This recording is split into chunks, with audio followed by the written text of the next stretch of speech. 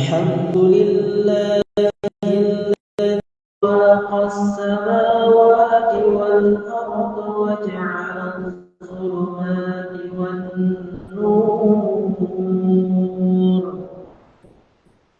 ثم الذين كفروا بربهم يعدلون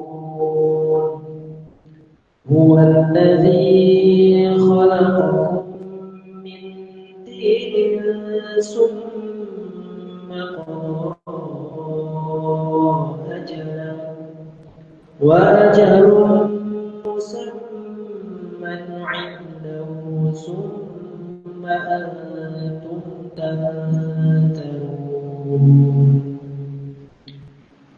هو الله في السماوات وفي الأرض يعلم سركم وجهركم ويعلم ما تكسبون وما تأتيهم من آيات ربهم إلا كانوا عنها معرضين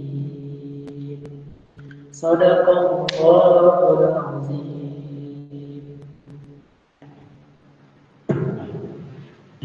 Alhamdulillah, semoga yang membaca dan mendengarnya selalu mendapat rahmat dan hidayah dari Allah Subhanahu wa taala. Amin ya rabbal alamin.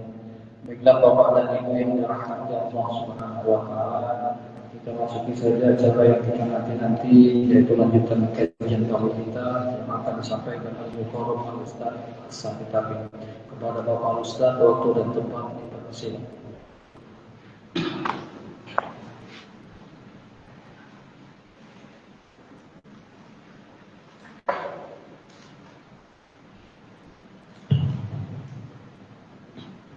Bismillahirrahmanirrahim. Assalamualaikum warahmatullahi wabarakatuh. Hamdan wa syukran lillah, wassalatu wassalamu ala rasulillah, la hawla wa la quwwata illa billah. Asyhadu an la ilaha illallah wa asyhadu anna Muhammadar Rasulullah. Allahumma shalli ala Muhammad wa ala ali Muhammad. Puji syukur kita kepada Allah karena Allah masih mengizinkan kita sama-sama berhadir di masjid yang sama-sama kita cintai ini. Bukan datang hanya sekedar duduk diam mendengarkan, bukan hanya itu, tapi siapapun yang datang dengan niat yang semata-mata mencari ridho Allah, maka disitulah pintu kebaikan itu akan mudah hadir sama kita.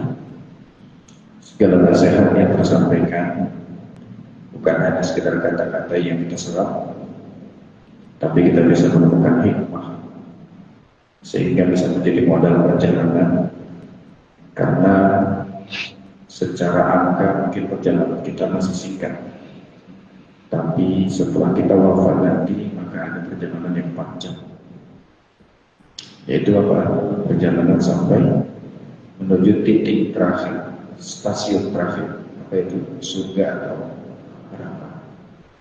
Jadi di waktu yang singkat ini, di kesempatan kehidupan yang singkat ini, kita manfaatkanlah untuk berbenah, setidaknya membenahi pola hidup, sehingga kita bisa mendapatkan keridhaan Allah Subhanahu wa taala. Amin ya rabbal alamin.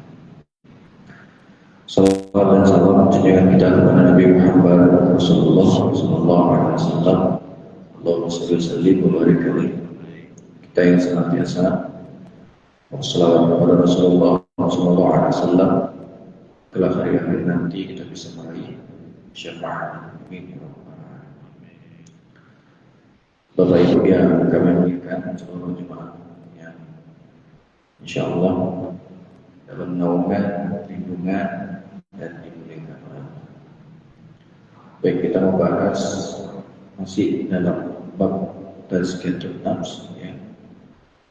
Bab yang berbicara tentang state of soul, ya. Kalau dengan kata lain adalah bagaimana memahami hakikat hati.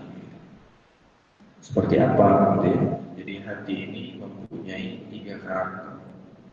Karakter yang pertama adalah qalbun mayyit, karakter hati yang kedua adalah qalbun marid, yang ketiga adalah qalbun salim. Jadi yang mana kemarin kita bahas? Qalbun mayyit. Qalbun mayyit. Sekarang qalbun marid. Apa arti marid? Marid itu kalau bahasa Arab artinya sakit. Jadi ada orang yang hari ini hatinya sakit.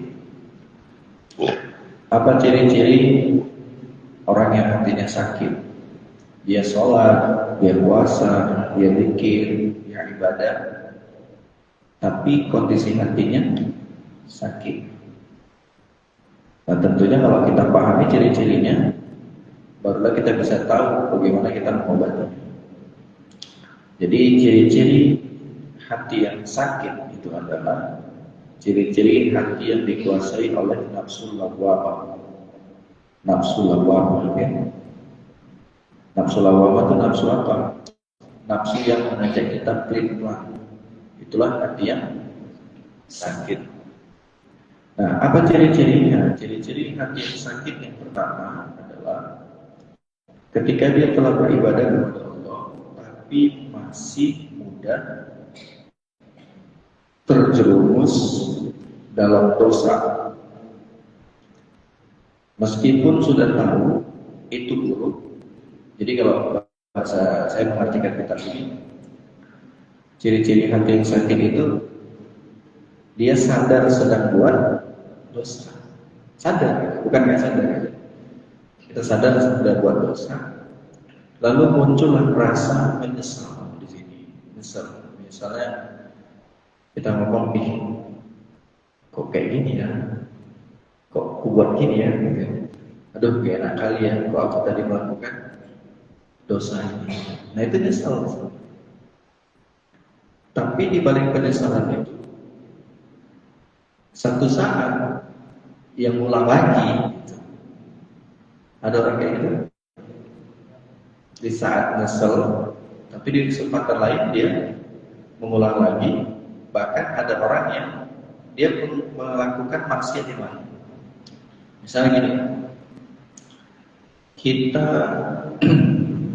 maki orang, kita maki, terus apa respon kita? Merasa gak enak. Aduh, gak enak kali ya. Saya tadi barusan nyakitin hati orang, gitu. Maki. Tapi di saat yang lain, yang ulang lagi. Ada yang alami? Ada ya? Nah ini pertanda hatinya sakit. Jadi hati yang sakit itu akan mudah membuat dia itu satu,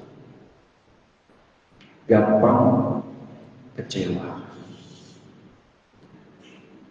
Nih sekarang saya nanya sama jemaah semua.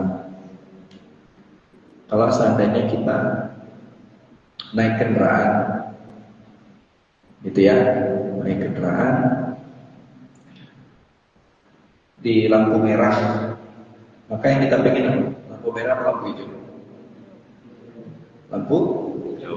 Nah, terus kira-kira lampu merah itu masalah atau bukan?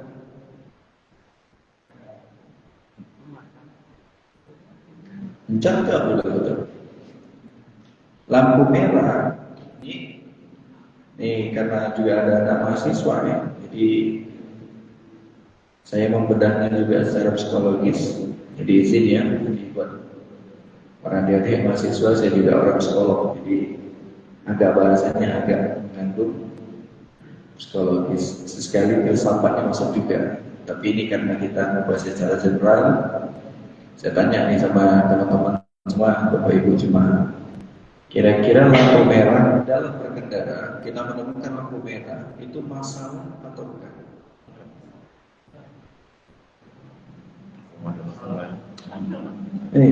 Jawab, masalah atau bukan? Tergantung suasana. Baik. Saya mengajak kita berpikir logis. Lampu merah itu menghambat perjalanan atau Saya ulangi, menghambat perjalanan atau memperlancar perjalanan? Memperlancar. Nah, berarti lampu merah itu masalah atau bukan? Bukan. Hah? Tidak. Jangan tegas. Lampu merah itu masalah atau bukan? Tidak. Tidak? Tidak. Tidak masalah? Tidak masalah. Oke, sekarang ini saya tanya. Umumnya orang mendapat lampu merah masalah atau bukan? Masalah. Hah? Masalah. Masalahnya di mana? Di lampu merahnya atau di hatinya? Udah. Tapi kambing hitamnya mulai muncul kalimat jijik kali dan cepat merah pulang beginilah begitulah. Nah akhirnya lampu merah yang sudah berotasi sesuai dengan rotasi yang sudah ditetapkan secara otomatis dan kita di situ nggak terima, inilah menyebabkan penyakit hati. Lampu merah di depan sana, kita di baris berapa? Ya kan? Kita di baris ini nih. Biasanya kalau lampu hijau muncul, yang maju duluan yang tengah atau yang paling depan? Paling depan. Pernah nggak jumpa orang yang depan aja belum maju, baru juga hijau, lampu baru hijau, depan belum maju, yang depan lagi ini ada? Banyak. Nah orang yang seperti ini menunjukkan hatinya sakit. Kenapa? Yang di depan itu pun nggak mau juga dia nginep di situ. Jangan. Tapi kita orang tidak sabar. Nah orang yang tidak sabar itu menunjukkan hati yang sakit. Makanya orang yang tidak sabar itu lebih banyak kecewanya, lebih banyak stresnya, bahkan lebih banyak kena penyakit-penyakit hatinya. Paham sampai sini? Berarti lampu merah masalah tuh. Oke, cakep. Yang kedua, ciri-ciri orang yang kesulitan mendapati hati yang sehat. Karena kita bahas hati yang sakit, ciri-ciri yang kedua itu adalah sulit berdamai dengan takdir. Kalau sulit berdamai dengan takdir, lawan berdamai berontak. Ya. Makanya saya kalau jumpa orang, kalau ceritanya cuma mengeluh aja, ini secara kejiwaan orang ini kena penyakit jiwa stadium setengah. Serius. Ya. Banyak saya jumpa orang kayak gitu. Duit banyak, penting. Ada orang kayak gitu. Duitnya banyak, tapi masih penting, wah itu duitnya nggak ada, tapi malah hatinya lebih penting. Wah, banyak duit, penting kan ada duit. Sebenarnya poinnya bukan ada duit atau tidak. Ya, orang yang mempunyai jiwa yang berdamai dengan takdir, maka dia akan mempunyai hati yang sehat. Di sini ya, hujan itu masalah atau bukan? Takdir Allah atau bukan? Takdir.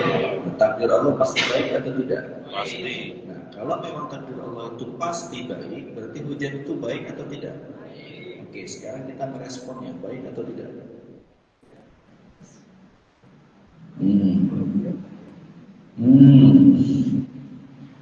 Terima dulu atau ngeluh dulu? Ngeluh. Siapapun yang ngeluh dengan takdir yang Allah hadirkan, itu menunjukkan hatinya sakit. Harusnya ketika turun hujan, bilang apa? Alhamdulillah, Allahumma sholliwan. Ini enggak. Harusnya nyebut nama Allah, dia malah nyebut nama agama sebelah, Tuhan agama sebelah, Allah. Ada? Turun hujan? Allah.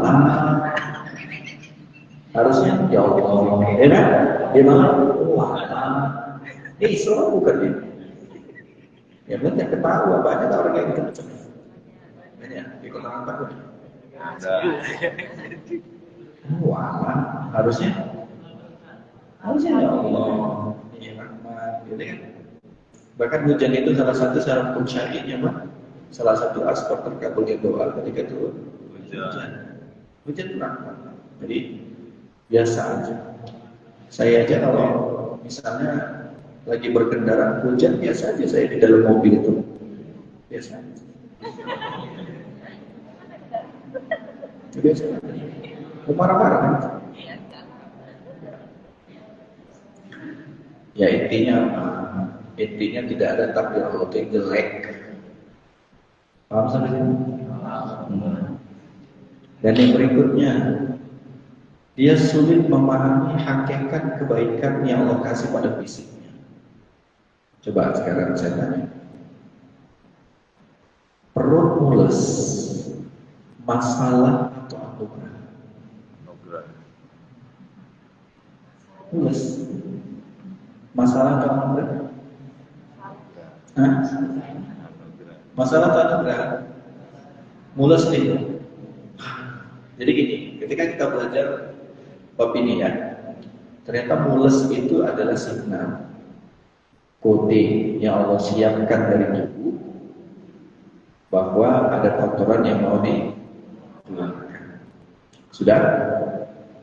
Dan bukti ya, bukti kalau kotoran itu mau keluar, dia ngasih signal, ngasih kode. Apa kodenya? Perut mules. Nah sekarang saya tanya sama teman-teman Bapak Ibu semua, bagaimana seandainya Allah tidak menciptakan rasa mules? Kira-kira gimana? Tiba-tiba lagi duduk, keluar, nggak ada tahu, ada sih. Kira-kira gimana? Dimanapun kita duduk akan dihantui dengan itu, betul nggak?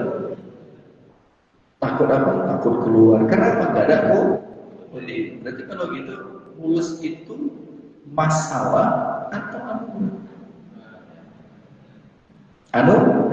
Oke. Tiba lagi enak kita duduk santai sama kawan atau TV main HP, tiba-tiba perut mules. Bersyukur atau belum?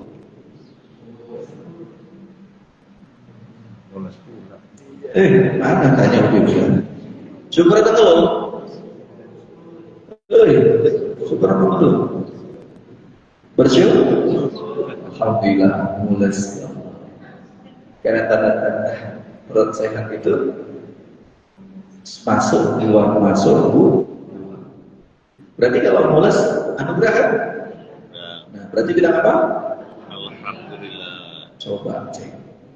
Selama ini dikasih mules bilang apa? Jijik kali lah mules mula lah orang mau ada. Ini kalau diturutin ini udah kromis semua batin kita. Karena isinya apa? Ngeluh, pening. Udah. Terus di kondisi yang seperti inilah Bapak Ibu baru kita belajar. Oh, ketika aku sulit menerima takdir, ketika aku sulit menerima keadaan yang seyogyanya itu baik dari Allah, lalu aku nggak terima, maka ini satu pertanda hati kita sedang sakit. Dan orang yang hatinya sakit akan saya bahas secara keilmiah, secara ilmiah. Orang yang hatinya sering sakit, maka akan memunculkan penyakit psikis, psikologis, sampai medis. Jadi orang yang gampang kena diabetes itu secara psikis, secara keilmuan itu disebabkan karena sulit menerima keadaan. Bahasa orang apa? Gula naik. Dan ketika orang itu sulit menerima takdir, itu akan menimbulkan satu penyakit namanya duka batin. Ya zaman sekarang ini udah mulai banyak orang kena penyakit duka batin. Apa duka batin itu? Ketika umurnya masih muda, tapi sel syaraf di tubuhnya udah tua. Artinya Pak, lebih cepat tua fisiknya daripada umurnya. Ada orang yang umur 30, tapi fisiknya itu udah 40, 50. Tahu nggak sebabnya karena apa? Karena menolak takdir. Dan hukumannya di dunia adalah akan Allah buat dia sulit bahagia. Dan ketika orang kena hormon marin akan Allah tutup hormon endorfin. Pernah saya bahas juga. Apa hormon endorfin? Ini anak mahasiswa-mahasiswi tahu nggak apa hormon endorfin? Ayo, apa? Tahu hormon endorfin? bapak-bapak. Hormon endorfin adalah hormon kebahagiaan.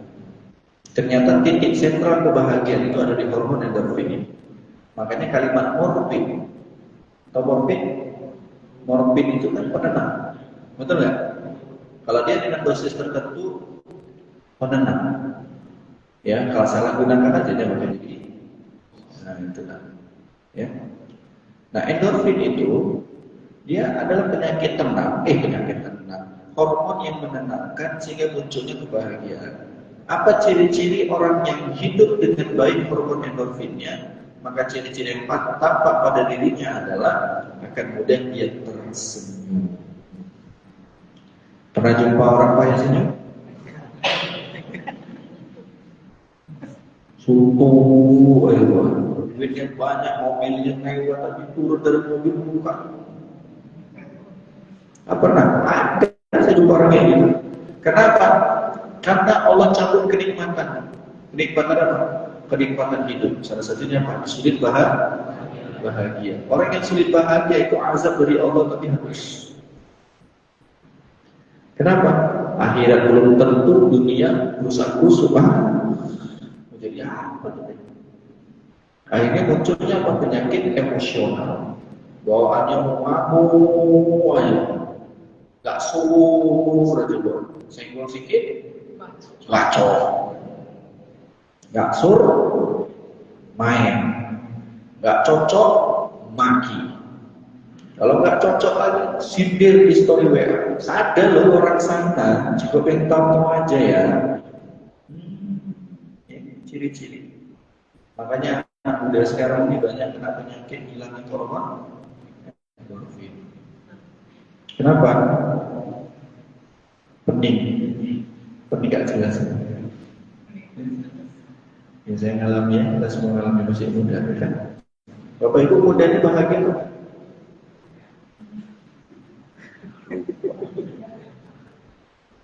Nah, Bu, kalau mau belajar hidupnya hormon endorfin itu ada di anak bayi. 0 sampai 2 tahun itu hormon endorfin bayi itu kan. Saya pernah dapat simulasi ini, guru saya pernah bilang ini. Saya ingin ngetes hormon endorfin anak saya.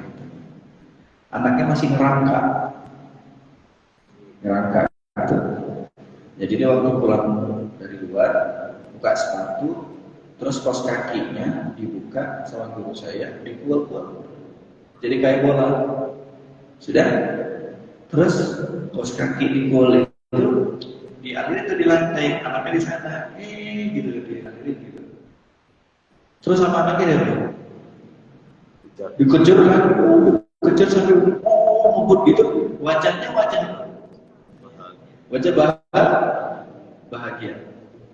Kenapa anak itu bahagia hanya sekedar dapat lemparan kos kaki bekas? Kenapa dia bahagia? Karena anak bayi itu tidak pernah mikirin yang bukan pikirannya. Pernah lihat anak bayi menyudut di tembok, kok stres sekali bayi ini mikirin tentang bapaknya dia juga. Ada orang kayak gitu. Ada bayi kayak gitu. Nah akhirnya dia bahagia hanya sebatas kos kaki. Oke, sekarang kalau ini saya lakukan kepada Bapak Ibu, saya datang kemari, saya pukul kos kaki saya lempar ke Ibu ini, apa perasaan Bapak? Ada otak kos kaki dia pula dikasih buka aku. Kenapa anak bayi bahagia, kenapa Ibu nggak bahagia? Kenapa Bapak nggak bahagia saya lempar kos kaki? Kenapa? Jangan. Kenapa? Yes, kejam. Karena standar kita bukan kaos kaki, tapi standar kita adalah uang yang dijual-jual. Kalau saya uang saya jual-jual, nah ini habis jarak dari rumah Syaron, saya full saya kasih. Spot Bapak Ibu, pasti bahagia. Kenapa yang pertama nggak bahagia, yang kedua bahagia? Karena jawabannya simpel. Karena standar anak bayi dia tak lihat apapun yang dia lihat, apa yang tampak dia bahagia. Nah ini maksud saya. Kalau kita belajar bahagia melihat apa yang takdir yang Allah berikan, maka kita akan melihat itu sebuah karunia. Bu, saya boleh cerita ya. Kemarin saya ketemu sama murid langsung dari Syekh Muhammad. Yang Syekh Muhammad itu beliau itu guru besar di Madinah. Jadi banyak orang Indonesia itu belajar sama beliau, Masya Allah. Dan ini muridnya langsung, namanya Ustaz Nawawi. Jadi kita jumpa di sana, dia tidur di kamar saya. Dan ngobrol, sengaja saya menggali ilmu, Insya Allah. Ilmunya itu, Bapak Ibu kalau mau nanya apa aja sama dia, itu udah kayak kalkulator lagi ngitung. Ustaz ayat, ayat semua. Ustaz bahas begini, tung semua kayak dalil. Wah, ini saya bilang itu keren banget. Ini dia gimana gurunya gitu kan. Nah, jadi ketika itu saya tanya, Ustaz, gimana sikap Ustaz kepada istri? Apa jawaban beliau? Dia hanya senyum menatap wajah saya. Apa jawaban beliau? Saya izin ya Ustaz, katanya. Saya dimuliakan banyak orang. Saya kalau balik ke Indonesia orang nyambut saya. Beliau nih sahabat saya juga. Bahkan saya sampai hari ini ditunggu-tunggu. Saya harus balik ke kampung saya. Untuk apa mengajar seperti dulu? Karena sampai hari ini belum ada yang menggantikan saya. Tapi karena saya bertekad belajar lagi, ya, akhirnya saya meninggalkan kampung dan anak istri saya masih di Indonesia. Nah, apa yang terjadi kata beliau? Saya diuji Allah dengan pasangan. Bu, tahu nggak? Bayangkan ya, saya lagi ngisi kajian begini, ya, istrinya datang, nepet-nepet. Makanya mau balik, aku mau begini. Kalau Pak Samsul begitu gimana Pak? Alhamdulillah. Dan Ustaz Munawirnya apa dilakukannya? Ya udah, para jemaah kita cukupkan ya kajiannya. Gitu. Dan orang beranggapan Bapak Ibu ekspektasinya udah begini. Habis lah bininya dihajar, lebih nih, habis nih kena campur, bininya begini segala macam. Ternyata diikuti. Ternyata apa yang terjadi? Sampai rumah nggak diapa-apain, malah istrinya makin marah. Semua kitab yang ada di lemari dicampakkan ke teras. Ini lebih penting daripada aku kan? Nah, gimana perasaan laki-laki itu? Dia orang yang dihormati, orang yang dicari-cari banyak orang, tapi dia berespon begitu dari pasangannya. Ternyata saya tanya ke beliau, Ustaz, apa yang antum lakukan ketika di kondisi seperti itu? Untuk cerita saya. Apa yang dia lakukan? Saya hanya berikan senyum yang tulus pada istri saya. Nah, sampai saya kutip lagi, saya kembalikan. Udah besok pagi kayak ada kejadian. Ya. Nanti waktunya agak tenang, saya coba nasihat. Udah. Sanggup Pak? Sanggup Pak? Sanggup? Lihat, syukurlah kalian Pak kalau bini nggak kayak gitu. Jadi jangan dikira ustaz tuh kiai-kiai itu nggak serem loh. Orang itu diuji hatinya. Tapi Allah menguji hati si ustaz tadi ini marit atau enggak, sakit atau enggak ustaz nih gitu, ngerti ya? Pernah kayak awal. Ajar loh ya. Tahu ini loh itu. Paham sampai sini? Nah sahabat tadi siapa yang gitu kan sama istrinya? Umar bin Khattab. Itu garangnya kan dibanting sama bininya, diam aja dia. Nggak ada kecengkak. Diam. Dan itu bukan perkara yang mudah. Kalau hati kita sakit, jangan kan begitu. Pulang aja dia bawa. Minum, ambilkan minum dulu. Bentar lah bang, ini alah kau disuruh aja. Ada nggak suami kayak gitu? Rata-rata tak terjumpa saya lagi. Bahaya tuh Pak, itu hati yang sakit. Nah itu kalau hati yang sakit, ciri-ciri orang yang hati yang sakit. Kata Imam Nawawi, itu salah satunya adalah sulit Pak dinasihati. Bapak Pak dinasihati istri, terima atau balik nasihatnya? Bang, sebenarnya aku gak suka lihat abang begini. Apa respon Pak Len? Digituin istri Pak. Aku sok nasihat yang aku yang lebih tahu hidupku di luar coba kalau tahu ya kan? Harusnya kita bilang makasih ya udah nasihatin saya.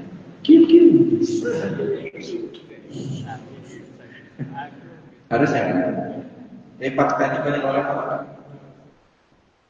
Nah ibu kalau nasihatin suami gimana? Abang bilang tadi mulai besok jangan kau bergibah lagi sama orang dia. Masuk habis masak.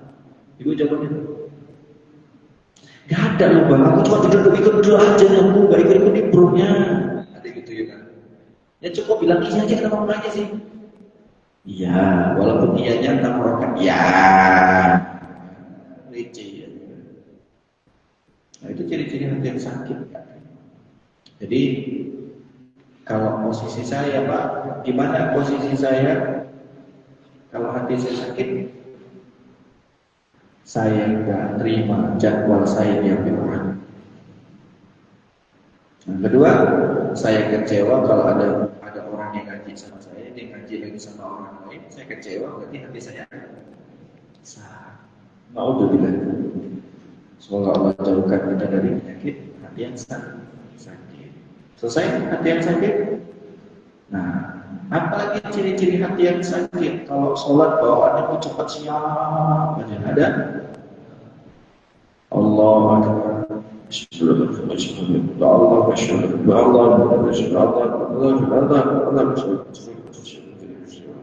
Itu surat kamu dapat. Cakap.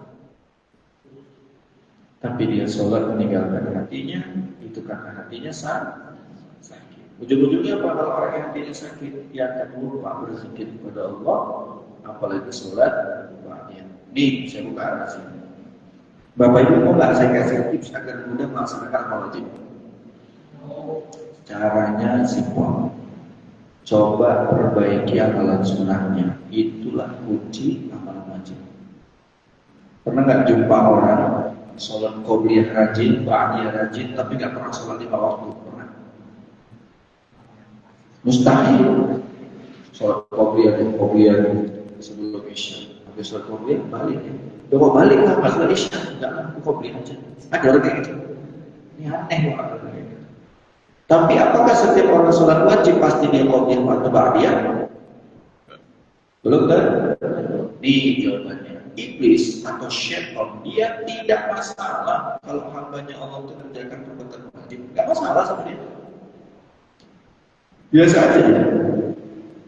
Tapi iblis akan meriang, syaitan akan meriang kalau ternyata si hamba Allah ini melakukan amalan sunnah. Maksudnya apa? Ternyata syaitan lebih takut hambanya Allah melakukan amalan sunnah dibandingkan di melakukan amal wajib. Makanya jangan heran, sering saya ulang-ulangi Bapak Ibu, kenapa orang habis sholat wajib jarang mau berzikir? Karena itu triknya syaitan, dibiarkan kita beramal wajib, tapi dia tidak membiarkan kita menegakkan yang sunnah. Salah satunya apa? Ketika habis sholat, pantat kita dibuat berduri. Pantat berduri? Maksudnya apa itu pantat berduri? Assalamualaikum warahmatullahi wabarakatuh.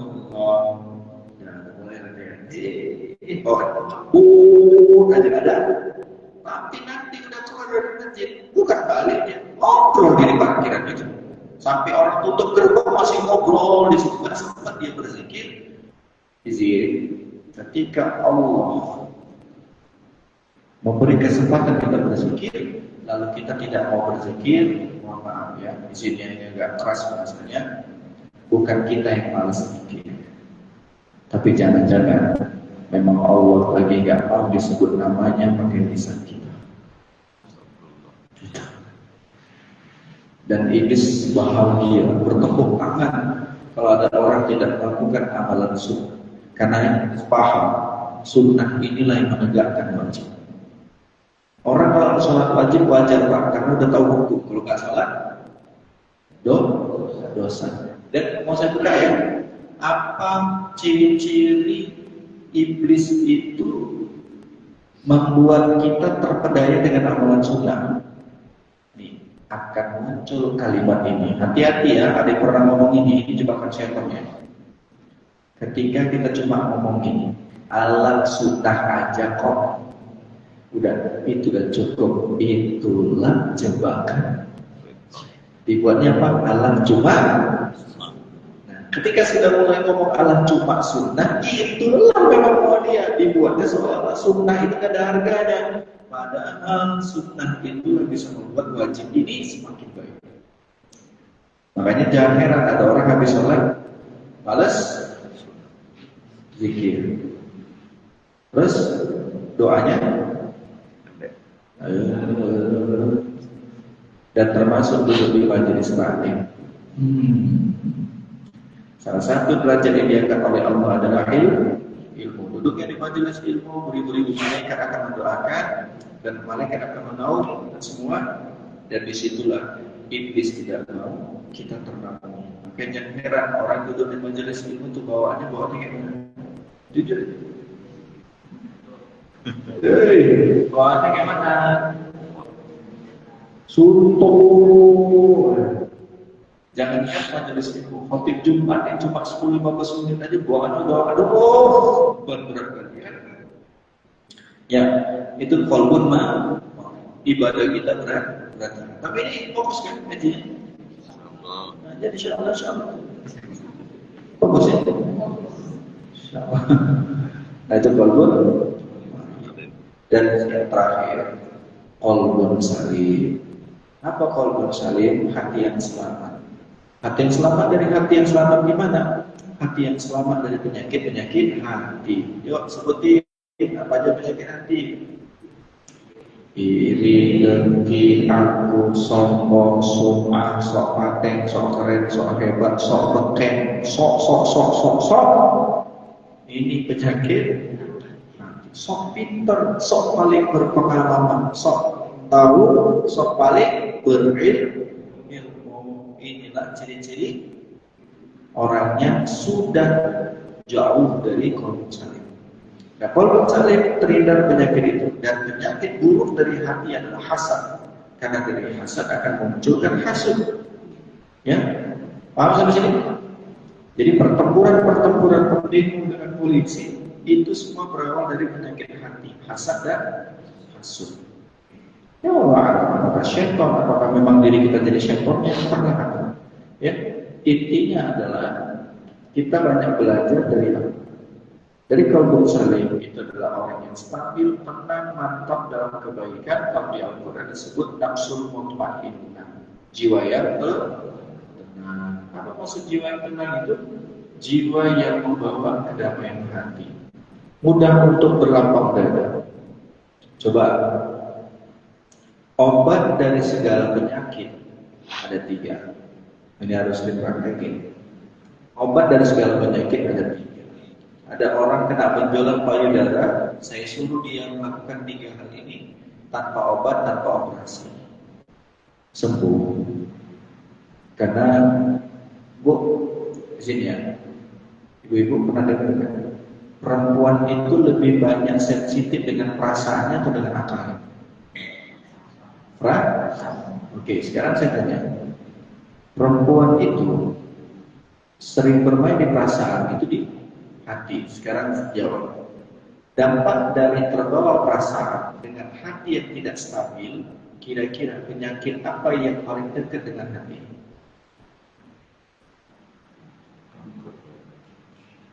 Jadi itu.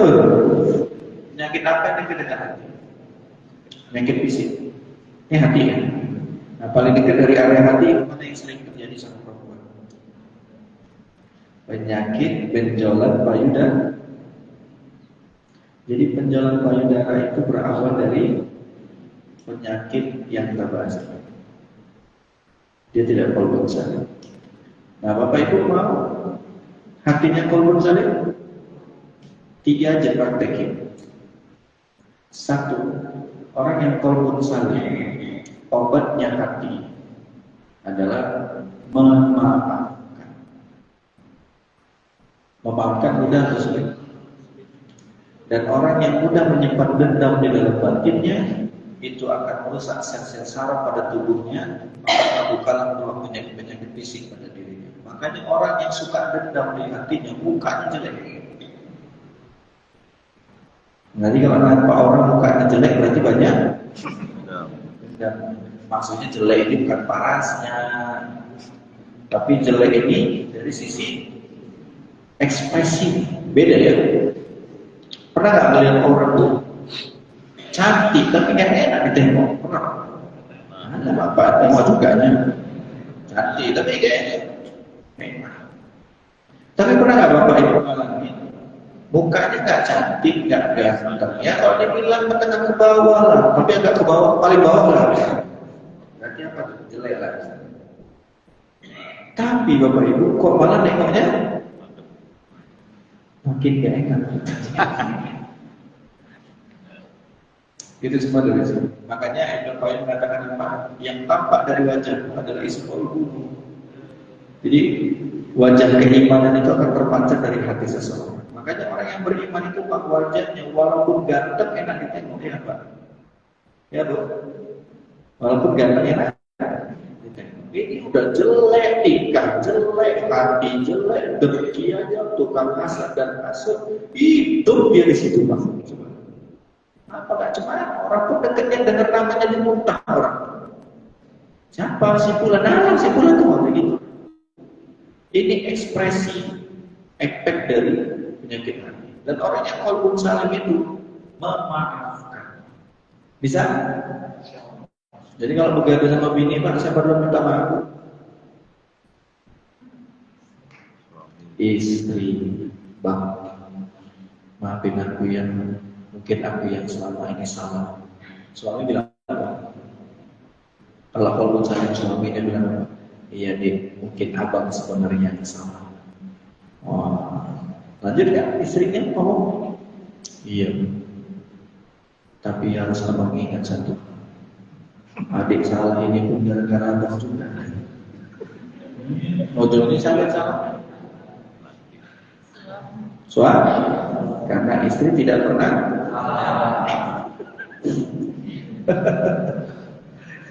Astagfirullah. Makanya perempuan yang minta maaf ganggu itu imbalannya surga. Tapi zaman sekarang siapanya dari yang kayak gitu. Awal yang salah, awal yang muncul itu pun dipojokkan lagi sama dia coba. Gitu lah Pak, wanita mana kayak gitu kan. Makanya saya satu aja cukup. Satu itu kadang pening, mau dua lagi. Lanjut ya. Nah dari qalbun salim itu, maka ciri-ciri yang kedua apa? Ciri-ciri orang yang hatinya sehat di qalbun salim. Yang kedua itu adalah gampang berdamai dengan damai, dia nggak ada masalah, nggak pusing dia, nggak pening. Udah jalani hidup. Yang ketiga, yang saya dengar, al-qana'atu bil qaul. Ciri-ciri orang yang qalbun salim itu mudah merasa cukup, punya sifat qanaah bil qaul dengan sesuatu yang sedikit. Kalau bersyukur sampai banyak, ya masih mudah. Tapi ketika dia mampu bersyukur dengan sesuatu yang sedikit ini, insyaallah luar biasa. Bu, Pak, sulit atau enggak bersyukur dengan sesuatu sedikit? Sampai Allah bilang apa? La in syakartum lazidannakum wa la in kafartum inna 'adzabi lasyadid. Kalau kamu bersyukur, kau tambah. Kalau enggak bersyukur, azab pedih. Udah diazab? Belum, masih diancam semua. Berarti kalau kita turutin betapa mahalnya makna bersyukur. Syukur aja ya Bu, walaupun ibu dikasih suami pas-pasan cuma 5 juta seminggu, ya udah sampai ibu di situ. Ya Pak Bu, insyaallah ya. Baik, cukup di pertemuan ini selesai kita Pak. Qalbun mayyit, qalbun marid, qalbun salim. Nah, nanti ingetin Pak, tazkiyatun nafs belum selesai. Catat Pak, bab lanjutannya bagaimana menjaga kejernihan jiwa. Ya, lanjutannya menjaga kejernihan jiwa. Tazkiyatun nafs berapa pertemuan kita dibaca. Menjaga kejernihan jiwa. Kalau saya sebutnya 3M. Membersihkan, mengisi, menjaga. Menjaga kejernihan jiwa, kalau bahasa Inggrisnya ya, saya mungkin dari ilmu psikologis, mindfulness, heartfulness, lovefulness. Apa artinya? Dilarang buang sampah. Itu artinya tuh. Ya, level 1-nya mindfulness, level 2-nya heartfulness, level 3-nya lovefulness. Itu kalau ngobatin orang yang kena penyakit jiwa. Tapi ada orang kelihatannya waras tampak depannya, luarnya tampak waras tapi hatinya kena penyakit jiwa. Pernah melihat orang waras tapi kalau udah ngamuk kalau orang gila dibuatnya? Pernah? Nah, ini orang kena namanya penyakit tantrum. Ya kan? Pernah dengar penyakit tantrum? Bukan anak-anak, tapi bapak-bapak kena tantrum, bapak-bapak kena setrum. Wah, itu pada bini tantrum, laki nyetrum. Udahlah, jadilah Palestina, Israel, Iran, Israel menyerbu. Nah itu semuanya karena penyakit jiwa. Nanti pertemuan berikutnya kita menjaga bagaimana kita membersihkan, mengisi, menjaga mindfulness, mindfulness, mindfulness. Sampai akhirnya nanti kita bisa melembutkan qalbu, insya Allah. Ada yang mau nanya? Nggak ada malam. Alhamdulillah. Cukup? Baik. Silakan kalau ada yang mau diskusi. Habis.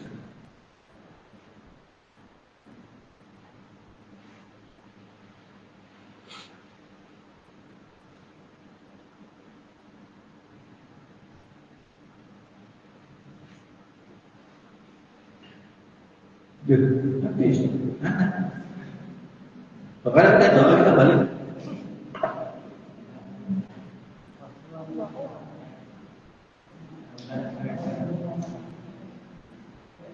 Kasih mic.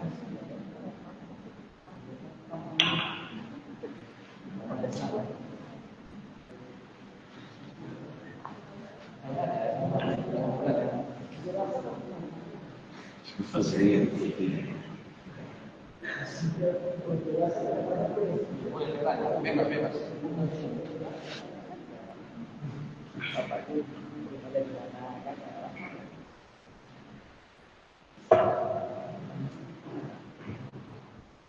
Assalamualaikum warahmatullahi wabarakatuh.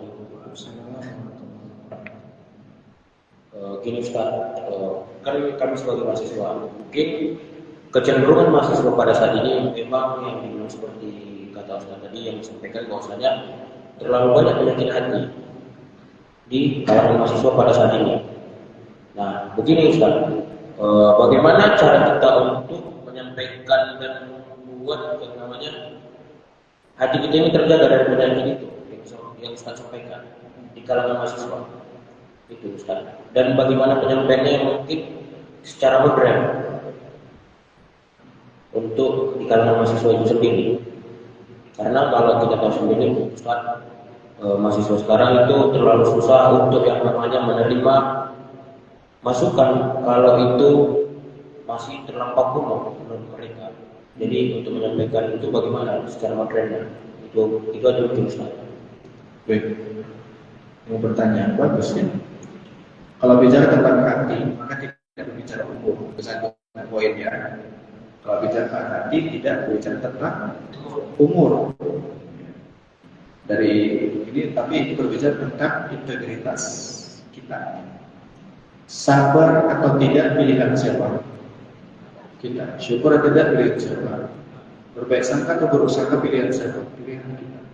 Tapi namanya kita proses belajar. Cuma bedanya anak muda ini, ya saya juga mengalami jadi mahasiswa. Beda cara pandang anak muda dengan orang orang tua. Gitu ya. Apalagi saya mengikuti demo-demo begini ya kan, gitu, di sosial media. Tapi di zaman saya, teman-teman satu rating saya baik-baik semua, jangankan demo, gitu ya. Keluar aja sopan gitu ya, iyalah kan. Beda level, artinya beda kurikulum kita. Kalau saya kan kurikulumnya langsung dari think tank Timur Tengah. Nah, kalau yang bagaimana dengan mahasiswa yang di Indonesia? Nah gini teman-teman, di sini ya, kurikulum bisa kita atur. Oke, tapi adab dan akhlak, kalau kita nggak temukan di kampus, kita harus cari sendiri. Saya pertama kali masuk kampus, ketika saya cium tangan dosen kita, syekh kita biasa kan Indonesia duduk ini, gitu kan? Nanti, gimana? Hei, ngomong, Irfan, naik. Apa kata dia? Saya bilang di Indonesia biasa kalau salaman dulu, biarap, biarap itu dianggap nggak boleh. Artinya apa? Artinya di sini dari pelajaran penting bahwa adaptasi kita dengan orang di depan kita itu nggak sama. Jadi ketika kita belajar itu komunikasi, ya. Kan komunikasi ini kan bukan hanya berbicara tentang retorika saja, tapi ini berbicara tentang bagaimana pesan ini sampai, kan gitu. Coba sama nggak kita ngomong sama orang awam, sama orang beriman, sama nggak? Beda. Saya kalau ngisi kajian di kampus, ya, saya salah satu kampus di Medan, saya masuk, saya ngisi. Ya. Untuk siapa? Bukan untuk mahasiswa, tapi untuk siapa? Untuk dosennya. Jadi saya bareng ada dosen-dosen, ngisi duduk begini depan dosen semua. Berarti bahasa apa yang saya pakai? Nah, teman-teman, isi menyampaikan aspirasi itu adalah hak setiap orang. Cuma seringkali aspirasi yang kita sampaikan itu, yang kita minta itu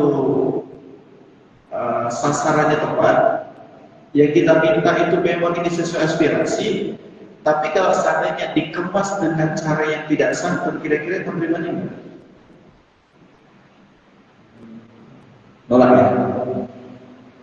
Saya manggil antum nih, Cok, senyewa dulu. Respon kita apa? Singkat, terima kasih. Sini. Beda. Jadi sifat manusia itu, ya, kalau kita belajar lagi secara ilmiahnya, sifat manusia itu kalau ditanya menurut versi Al-Quran, sifat manusia itu banyak jeleknya atau baiknya? Ayo, banyak baiknya atau jeleknya? Versi Al-Quran itu banyak jeleknya. Jadi kalau mau baik, belajar dari mana? Dari diri kita sendiri. Jadi gini, teman-teman, bagaimana kita berbahasa? Berbahasalah dengan siapa kita bicara. Gitu ya. Rasulullah itu cerdas. Cerdasnya Rasulullah itu dia berbahasa dengan apa? Dengan kepada siapa dia sedang berbicara. Ketika Rasulullah berhadapan dengan orang kafir Quraisy, Rasulullah tidak mengambil hai kafir. Ada nggak orang Rasul pernah dengar panggil gitu? Pernah? Enggak. Padahal Allah bilang dan dia kafir kan?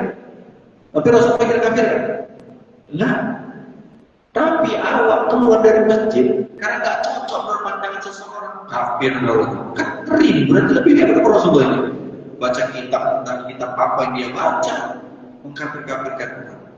Ngerti gak kalau saya masuk di sini? Banyak orang mengambil kesimpulan dengan pendapat yang dia yakini tanpa memahami pendapat orang lain. Ini bahaya dalam ilmu komunikasi. Betul nggak? Akhirnya munculnya egosentris, keegoisan. Harusnya begini. Akhirnya muncul apa? Bukan perdamaian, tapi malah konflik batin antar sesama.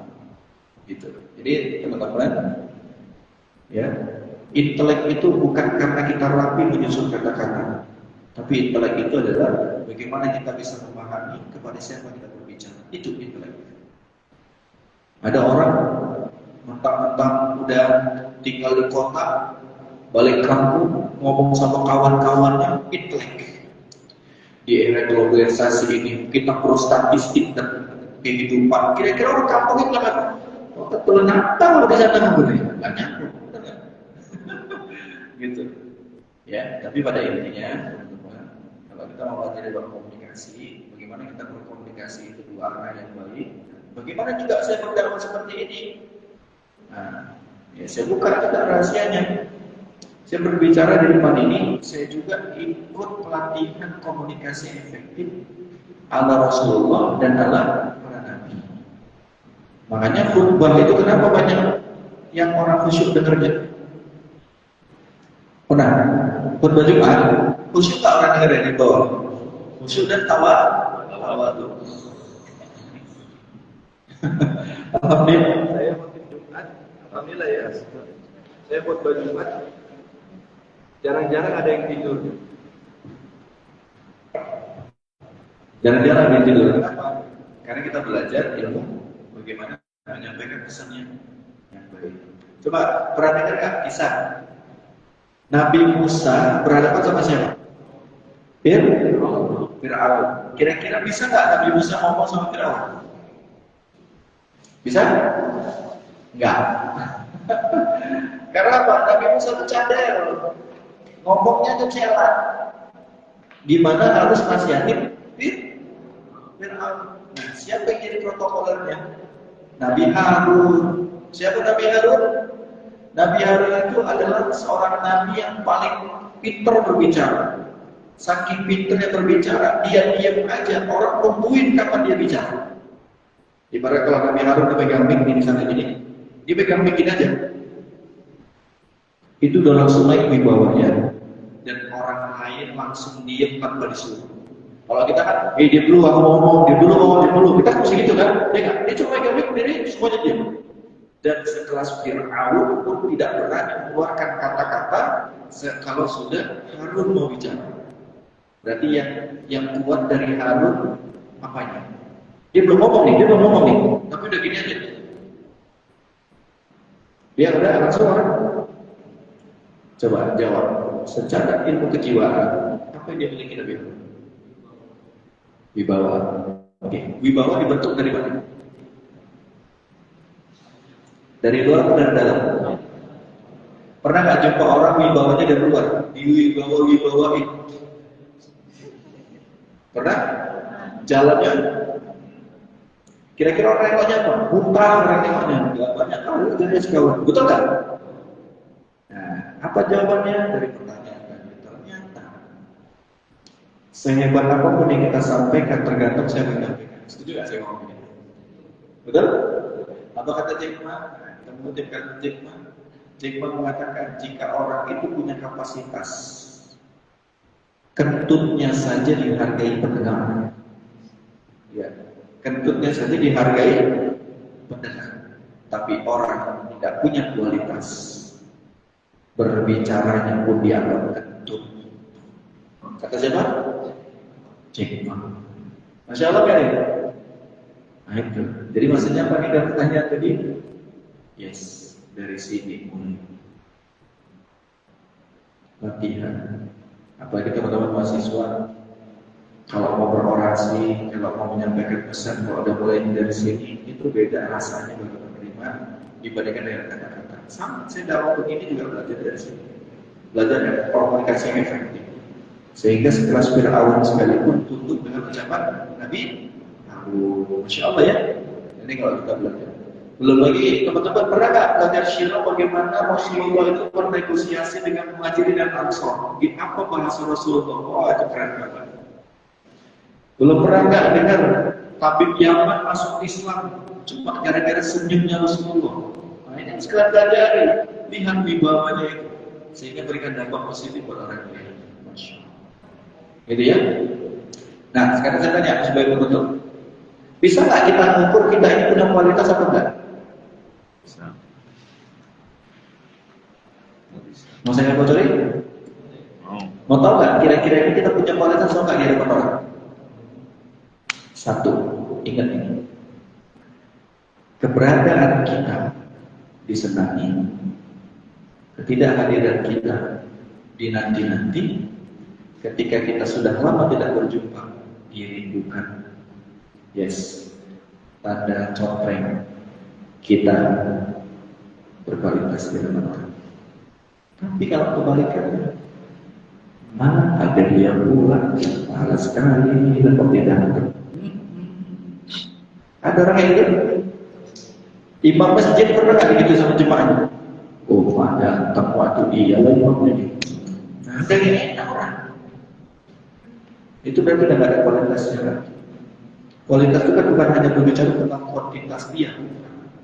Banyak orang kuantitas itu menjadi kualitas belum tentu. Makanya saya ingin pastikan orang yang hafalan 30 juz belum tentu berkualitas. Betul nggak? Berarti bukan saya dipilihkan 30 juznya apa? Bukan itu yang saya maksud. Tapi apa? Kualitas itu dari dalam. Kalau bahasa Inggrisnya apa? Finding interface. Apa artinya itu? Dilarang merokok di toilet. Kedamaian itu ya. Oke, cukup lah ya. InsyaAllah kita cukupkan dengan lafaz hamdalah. Alhamdulillah. Kita doa sejenak. Kita istighfar kepada Allah. Astagfirullah. A'udzu billahi minasyaitonir rajim. Bismillahirrahmanirrahim. Alhamdulillahirabbil alamin. Wassalatu wassalamu ala asyrofil anbiya'i wal mursalin wa ala alihi wa sahbihi ajma'in. Allahumma ya Rahman ya Rahim ya Karim ya Rabbal alamin. Allahumma inna nas'aluka absamika wa inna tu'minu bi liqa'ika wa tarḍa bi khada'ika wa taqna'a bi atamika. Rabbana zalamna anfusana wa in lam taghfir lana wa tarhamna lanakunanna minal khasirin. Rabbana atina fid dunya hasanah wa fil akhirati hasanah wa qina adzabannar. Sallallahu alaihi walhamdulillahi rabbil alamin. Barakallahu fiikum. Assalamualaikum warahmatullahi wabarakatuh.